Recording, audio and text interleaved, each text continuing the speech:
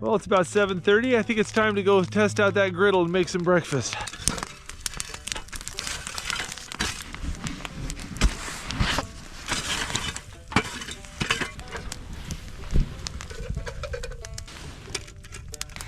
Okay, corned beef hash.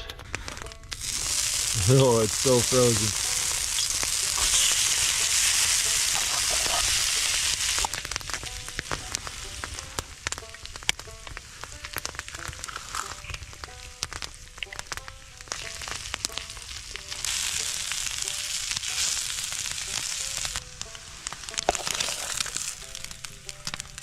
Yeah, it's pretty non-stick.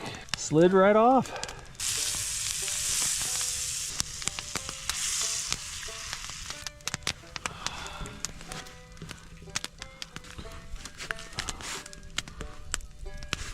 Corned beef and hash egg sandwich.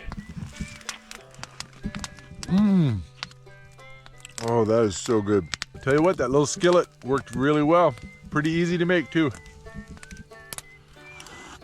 Oh, that was delicious. I wouldn't mind another one of those. Oh.